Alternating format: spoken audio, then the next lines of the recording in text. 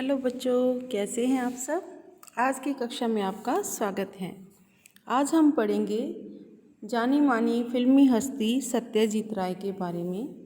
सत्यजीत राय हिंदी फिल्मकार, संगीतकार, फिल्म निर्माता, एक लेखक हुए हैं जिन्होंने अपने योगदान से भारतीय सिनेमा को बहुत कुछ दिया है।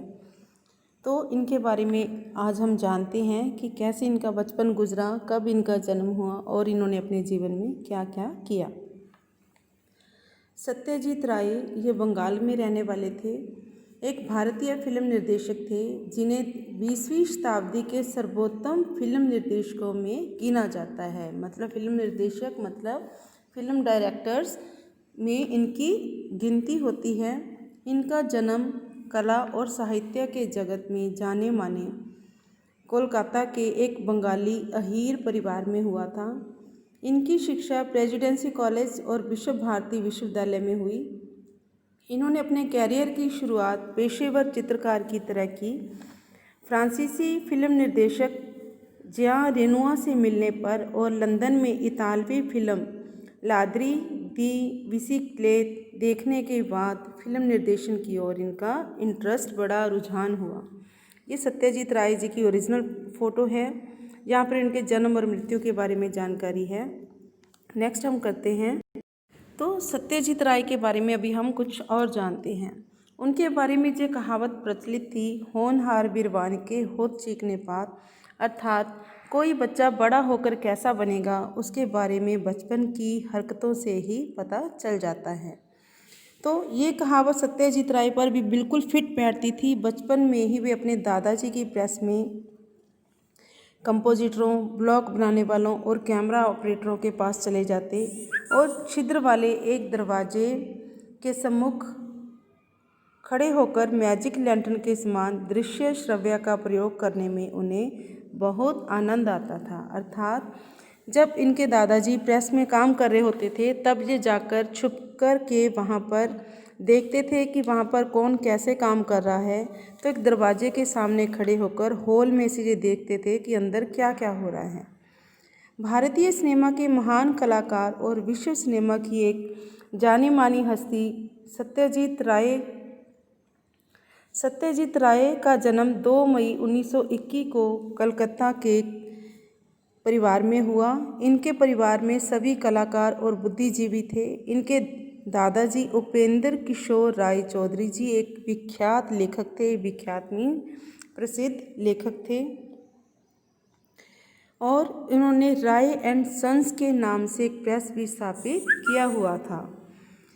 पखवाज, बांसुरी और वायलिन वादन में वे काफ़ी निपुण थे। मतलब वो उनके दादाजी वायलिन, बांसुरी और पखवाज ये तीनों इंस्ट्रूमेंट्स हैं बेटा, म्यूजिकल इंस्ट्रूमेंट हैं। इनमें ये बहुत निपुण थे, बहुत अच्छी तरह से इनको प्ले कर सकते थे। रविंद्रनाथ टैगोर के साथ उनकी बहुत अच्छी मित्रता थी और सत्यजीत के पिताजी सुकुमार राय भी एक बहुत अच्छे कवि और लेखक थे। उन्होंने एडवर्ड लियर और लुइस कैरोल द्वारा लोकप्रिय बनाए गए निरर्थक शब्दों वाले साहित्य की परंपरा को भारत में शुरू किया गया था। निरर्थक शब्दों वाले साहित्य की परंपरा मतलब ऐसे वर्ड्स वो रचते थे जिनका कोई मीनिंग नहीं होता था। सुकुमार द्वारा रचित अबोल तबोल तथा हा जा बारा ला बच्चों में बेहद लोकप्रिय हुई। सुकुमार ने जो रचना करी थी अबोल तबोल और हाजा बाराला, ये उनकी जो रचना थी बच्चों में बहुत लोकप्रिय हुई। बच्चों ने बड़े इंटरेस्ट से इसको पढ़ा। इनकी माताजी सुप्रभा भी एक बहुत अच्छी सिंगर थी। उन्होंने HMV कैसेट्स के लिए भी कुछ गाने रिकॉर्ड करे थे। नेक्स्ट है बेटे, जब सत्यजीत 2 साल का हो जाता है तो उनके पिताजी की डेथ हो जाती है, जिसके बाद इनके परिवार को एक झटका लगता है। इनके पिताजी की असमय मृत्यु के कारण इनको अपनी प्रिंटिंग जो है प्रेस है वो किसी और के हाथ में चली जाती है और इनकी माताजी इतना बड़ा घर छोड़कर सत्यजीत के मामा जी के घर रहने के लिए चली जाती है और वहाँ पर सिलाई कढ़ाई करके वो अपना गुजारा करती हैं। इनकी माताजी ने इनको बचपन में घर पर ही पढ़ाया और 6th क्लास में इन्होंने कलकत्ता के बालीगंज गवर्नमेंट कॉलेज में स्कूल में इनको एडमिट करवा दिया गया। और 1940 में इन्होंने स्नातक की उपाधि धारण की। इनका इंटरेस्ट है वो इकोनॉमिक्स में भी बहुत था। स्नातक के उपरांत इनको ये लगा कि मुझे कोई जॉब करनी चाहिए, किंतु अपनी माता के कहने पर इन्होंने ड्राइंग सीखना शुरू करा और ड्राइंग सीखने के लिए इन्होंने विश्वविद्यालय शांति निकेतन में दाखिला ले लिया। वहाँ पर दाखिला लेने का जो समय था वो इनके लिए बहुत फ्रूटफुल साबित हुआ, बहुत अच्छा समय इनका वो निकला। प्रसिद्ध चित्रकारों नंदलाल बोस और विनोद बिहारी मुखर्जी के कुशल मार्गदर्शन से उनकी कला निखरी। ये दो बेटा ऐसे लोग थे जिन्होंने इनको बहुत अच्छे तरीके से ड्राइंग करना सिखाया, जिससे इनकी चित्रकारी में और स्पष्टता आ गई। इनकी चित्रकारी थी, ड्राइंग थी, वो निखर गई।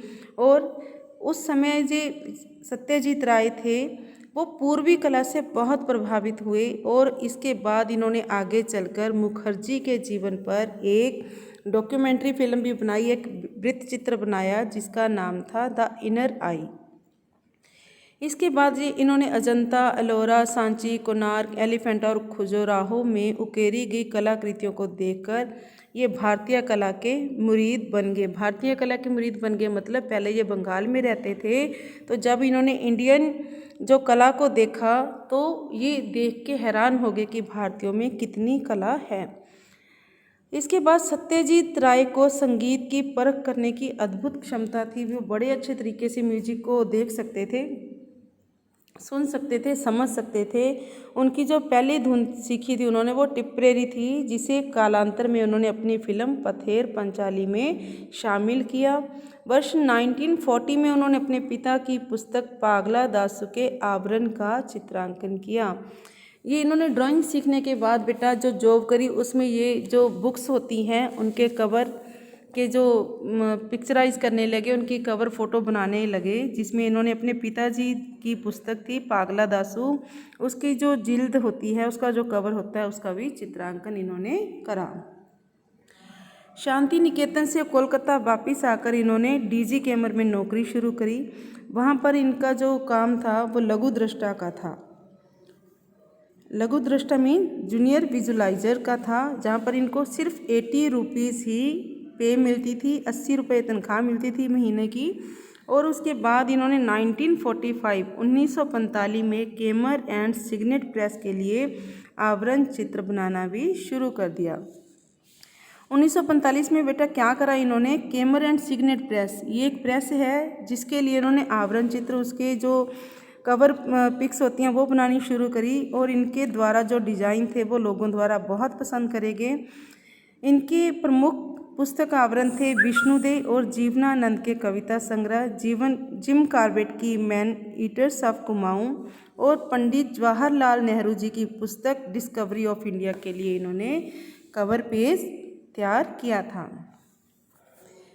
भारतीय विज्ञापन टाइपोग्राफी में सत्यजीत राय का बहुत योगदान रहा है।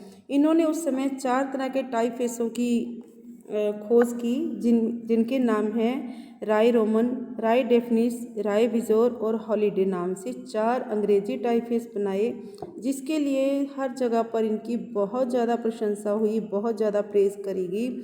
और पहले 2 टाइपफेसों राय रोमन और राय डेफिनिस के लिए तो 1971 में उनको अंतर्राष्ट्रीय प्रतियोगिता पुरस्कार भी प्राप्त हुआ था। इंटरनेशनल कंपटीशन प्राइज़ भी इनको 1971 में मिला। स्कूल के समय से, मतलब जब ये स्कूल जाते थे सत्यजीत, तभी से भारत संगीत और फिल्मों के दीवाने थे। उनका बहुत इंटरेस्ट था फिल्में बनाने में। कोलकाता के सिनेमाघरों में प्रदर्शित होने वाली फिल्म, कोई भी बॉलीवुड फिल्म देखना वो नहीं छोड़ते थे। कॉलेज के दिनों में उन्होंने फिल्में देखने और ग्रामोफोन पर पाश्चात्य शास्त्रीय संगीत सुनने में बहुत समय व्यतीत किया। मतलब कॉलेज के दिनों में उन्होंने बहुत फिल्में देखी और ग्रामोफोन पर पाश्चात्य जो शास्त्रीय संगीत है उन्होंने बहुत सुना। माई ईयर्स विद अप्पू में उन्होंने उन दिनों को याद किया है। मतलब माई ईयर्स विद अप्पू उन्होंने बुक लिखी जिसमें इन्होंने इन डेज़ को याद किया है। वो क्या कहते हैं याद करके, वो बहुत उत्तेजना भरे दिन थे। मैं एक नई ही दुनिया की खोज कर रहा था। जब भी मैं कोई फिल्म देखता था तो स्टार्स क्या कर रही हैं इसमें मेरा इंटरेस्ट नहीं था, बल्कि मैं बारीकी से यह देखता रहता था कि जब कट आता है तो कैमरा कैसे घूमता है और कहानी किस तरह से धीरे धीरे आगे बढ़ती है और ऐसी क्या खासियत है, क्या विशेषताएं हैं जो एक निर्देशक से दूसरे को अलग करती हैं। मतलब उनके अंदर शुरू से ही डायरेक्टर बनने की जो लालसा थी, वो देखते थे कि एक डायरेक्टर दूसरे डायरेक्टर से कैसे अलग है, मतलब ऐसी क्या क्वालिटीज़ होनी चाहिए जो एक पर्सन को दूसरे से अलग कर दे। वर्ष 1947 में चिदानंद दास गुप्ता और बंसी चंद्र गुप्ता के लिए स्क्रीन प्ले लिखना उनका शौक ही बन गया। स्क्रीन प्ले मतलब किसी फिल्म या नाटक की कहानी लिखना। जब भी कोई मूवी बनती थी तो उसके लिए पहले कहानी लिखी जाती है बच्चों। तो चिदानंद दास गुप्ता और बंसी चंद्र गुप्ता जो भी फिल्में बनाते थे उसके लिए जो पहले कहानी लिखवाते थे वो सत्यजीत जी से लिखवाते थे और सत्यजीत बड़े शौक से उसे लिखते थे। उन्होंने मानिक बनर्जी की एक छोटी कहानी विलियमसन और रविंद्रनाथ ठाकुर के उपन्यास गरे बाहरी, जिसका मतलब हिंदी में है घर बाहर, के लिए दृश्य लेख लिखे। दृश्य लेख मतलब उनके क्या सीन होंगे वो इन्होंने लिखे। मार्च 1949 में उन्होंने मुंबई में विजया दास से विवाह कर लिया। मतलब इनकी पत्नी कौन थी? विजया दास। इसके बाद वे लंदन यात्रा पर निकल गए। वहाँ पर उन्होंने लंदन फिल्म क्लब की सदस्यता ग्रहण की, मीन्स वहाँ के वो मेंबर बन गए। यात्रा से वापस आने पर इन्होंने पथेर पंचाली पर इन्होंने मूवी बनाने की मतलब निर्णय लिया। फिल्म के अधिकार प्राप्त करने के लिए इन्होंने विभूति भूषण बंदोपाध्याय जी की विधवा पत्नी से संपर्क किया और उनकी पत्नी ने इनके परिवार के बारे में बहुत अच्छा सुना हुआ था, जिसकी वजह से उन्होंने तुरंत स्वीकृति दे दी। वो तुरंत इनको उनकी फ़िल्म के राइट्स देने के लिए मान गई। अब फिल्म बनाना तो उन्होंने शुरू कर लिया, लेकिन सबसे बड़ी प्रॉब्लम जो उस टाइम उनके सामने आई वो थी पैसे की समस्या। 1952 में उन्होंने फिल्म बनाना शुरू कर लिया, लेकिन इसके लिए उनको धन की ज़रूरत थी, जिसके लिए उन्होंने क्या करा, बहुत तरह से उन्हें कर्ज लेना पड़ा। और उनके पास जो लाइब्रेरी थी उसमें कुछ बुक्स रखी हुई थी इनकी ड्राइंग से संबंधित, जिनको इन्हें सेल करना पड़ा। यहाँ तक कि अपनी वाइफ के गहने भी इनको गिरवी रखने पड़े पैसों के लिए। ठीक है, इसके बाद क्या हुआ, जब ये सारा अरेंज करके इन्होंने पैसे अरेंज करके फ़िल्म बनानी शुरू कर दी, तो फिल्म में एक सीन था, यहाँ पर दो बच्चों को ट्रेन को अचंभे से निहारते हुए दिखाया जाना था। और वो दोनों बच्चे कहाँ खड़े थे? कास के फूलों के मैदान में खड़े होकर इन्होंने इस दृश्य का फिल्मांकन करना था। लेकिन अब क्या हुआ, फर्स्ट डे तो उन्होंने इस फिल्म के लिए दृश्य ले लिए, कैप्चर कर लिए कि दोनों बच्चे ग्राउंड में खड़े होकर ट्रेन को जाते हुए हैरानी से देख रहे हैं। और अगले दिन जब वो फिल्म की शूटिंग के लिए वहाँ पर गए तो सारे के सारे फूल पशुओं द्वारा खाए जा चुके थे और वो ग्राउंड बिल्कुल खाली हो चुका था। अब सत्यजीत राय थे, वो अपने काम को आनन फानन में पूरा नहीं करते थे, बल्कि वो बहुत सलीके से काम करते थे ताकि उनकी फिल्मों का अच्छा प्रभाव लोगों पर पड़े। तो अब कास के फूलों की उनको ज़रूरत थी और वो सीजन आने पर ही खिलते थे। तो इसके लिए उन्होंने नेक्स्ट ईयर तक वेट करा कि कैसे वो कास के फूल खिलेंगे और हम अपनी फ़िल्म की शूटिंग कंटिन्यू करेंगे। जब ये फिल्म इतनी लगन और इतनी मेहनत से पूरी हुई तो पथेर पंचाली को वर्ष 1955 में मॉडर्न आर्ट म्यूजियम में प्रदर्शित किया गया और जिसने भी इस फिल्म को देखा वो सत्यजीत की प्रशंसा किए बिना रह ही नहीं सका। अर्थात जिन्होंने भी ये फिल्म देखी उन्होंने सत्यजीत राय की बहुत बहुत प्रशंसा की। उस दौर में नव यथार्थवादी सिनेमा के विषय में कोई सोच भी नहीं सकता था। मतलब वो समय ऐसा था जब लोग यथार्थवादी सिनेमा के विषय में सोचते ही नहीं थे कि हम किसी की लाइफ को क्या रियलिटी में भी दिखा सकते हैं, जबकि सत्यजीत राय ने यह प्रयोग करने शुरू कर दिए थे। अब फिल्म में ना तो कोई प्रसिद्ध कलाकार था और ना ही कहानी में कोई रहस्य रोमांच था और ना ही इसमें नाच गाने थे, जिसकी वजह से अगर कोई सोचे तो इस फिल्म को देखना पसंद ना करे। और पथेर पांचाली की कहानी कहाँ से ली गई थी? बंगाल के गरीब ग्रामीण परिवार के 2 बच्चों पर आधारित थी, जिनके नेम थे दुर्गा और अपू। इन बच्चों के परिवार पर अकाल की छाया मंडरा रही थी। अकाल मीन जब किसी देश में किसी जगह पर बारिश नहीं आती, नदियाँ सूख जाती हैं, पेड़ पौधे सूख जाते हैं, तो वहाँ पर खाने पीने की कमी हो जाती है, क्योंकि वहाँ पर अन्न ही नहीं उगता, तो वहाँ पर लोग अकाल से भूखमरी भी छा जाती है। यही सब उन्होंने इस फिल्म में दिखाना था। इसका फिल्म का कथानक बिल्कुल सीधा और सपाट था, परंतु यह परोक्ष मतलब चीज़ें जो सामने तो दिखाई नहीं देती, लेकिन इनडायरेक्टली बहुत कुछ कह जाती हैं। इस तरह से इन्होंने ये फिल्म बनाई थी। पथेर पंचाली फिल्म जब बनकर लोगों के सामने आई तो लोगों ने इसकी बहुत प्रशंसा की। इस फिल्म को कोई राष्ट्रीय, नेशनल और इंटरनेशनल, राष्ट्रीय और अंतर्राष्ट्रीय पुरस्कार भी प्राप्त हुए। परंतु जो सबसे बड़ा सम्मान था वो इन्हें कान फिल्म समारोह में मिला। वर्ष 1956 में इस फिल्म को कान समारोह में एडमिशन मिल गया, प्रविष्टि मिल गई। यहाँ पर जूरी ने इस फिल्म को द बेस्ट ह्यूमन डॉक्यूमेंट का नेम दिया और इस फिल्म ने रातों रात सत्यजीत राय को विश्व के प्रसिद्ध निर्देशकों के रूप में स्थापित कर दिया, अर्थात वो विश्व के फेमस डायरेक्टर्स में अपना नाम उन्होंने लिखवा लिया। अब 1956 के बाद इसकी अगली कड़ी के रूप में इन्होंने अपराजितो बनाई। इस फिल्म के दृश्य में भी उन्होंने कुछ एक्सपेरिमेंट करे। क्या एक्सपेरिमेंट करे उन्होंने? अब फिल्म में उन्होंने रात का सीन दिखाना था, जिसमें उन्होंने जुगनू दिखाने थे। अब जुगनू इस तरह से कहाँ से पकड़ कर लाए जा सकते थे, तो उन्होंने क्या किया, वहाँ पे एक एक्सपेरिमेंट करा। अपने जो साथी थे उनको बोला कि रात के अंधेरे में तुम सब लोग काली धोतियाँ पहन लो और हाथों में फ्लैश बल्ब लेकर उछलना कूदना शुरू करो, जिससे वो ऐसे जुगनुओं का इफ़ेक्ट आ रहा था। यही सीन उन्होंने क्रिएट करा और अपने फिल्म में डाला, जिसके लिए फिर से इनकी बहुत सराहना की गई।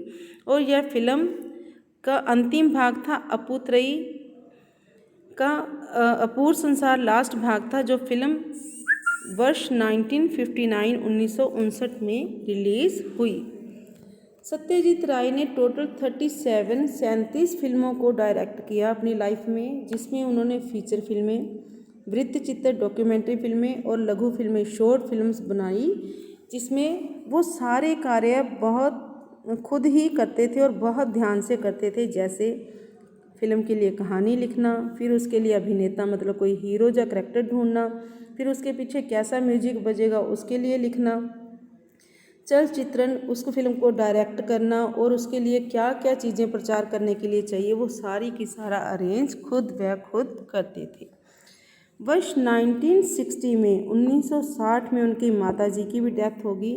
1961 में फिर सत्यजीत ने क्या करा, इन्होंने अपने दादाजी द्वारा शुरू की गई पत्रिका को फिर से शुरू कर दिया, जिस पत्रिका का नाम था संदेश। ये बच्चों की पत्रिका थी। इस पत्रिका को शुरू करने से इनको बहुत फ़ायदा हुआ। ऐसा करने से इनकी रचनात्मक कहानियों और कविताओं के माध्यम से इनकी जो क्रिएटिविटी थी वो बाहर निकल के आई। वहाँ पर इस पत्रिका में इन्होंने अपनी रचनाएं देनी शुरू करी। उन्होंने अपनी 2 जासूसी कहानियों, कौन सी 2 जासूसी कहानी थी? सोनार केला, जिसे हिंदी में सोने का किला बोलते हैं, और जय बाबा फेलू नाथ पर भी फिल्में बनाई थी। ये 2 जासूसी कहानियाँ थी जिन पर इन्होंने फिल्म बनाई थी। अब सत्यजीत राय ने शांति निकेतन में रहकर चित्रकारी सीखी थी, जिसके कारण रविंद्रनाथ टैगोर के प्रति भी इनकी बहुत श्रद्धा थी, ये उनकी भी बहुत रिस्पेक्ट करते थे। वर्ष 1961 में उनकी 3 फिल्म, 3 कन्या, टैगोर की 3 कहानियों पोस्टमास्टर, मोनीहारा और समाप्ति पर आधारित थी। यह फिल्में इन्होंने रविंद्रनाथ टैगोर को एक तरह से श्रद्धांजलि देने के लिए ही बनाई। 1964 में रिलीज चारुलता फिल्म में भी उन्होंने रविंद्रनाथ टैगोर के प्रति अपना अनुराग प्रकट किया है। चारुलता जो फिल्म है वो टैगोर जी द्वारा लिखे गए एक सीरियल उपन्यास नष्ट नीड का रूपांतरण है और सत्यजीत राय इस फिल्म को अपनी फेवरेट फिल्म मानते थे। ब्रिटिश औपनिवेशिक शासन और स्वदेशी आंदोलन के अंतर्द्वंद को उन्होंने वर्ष 1984 में रिलीज गरे वायरे में दर्शाया है।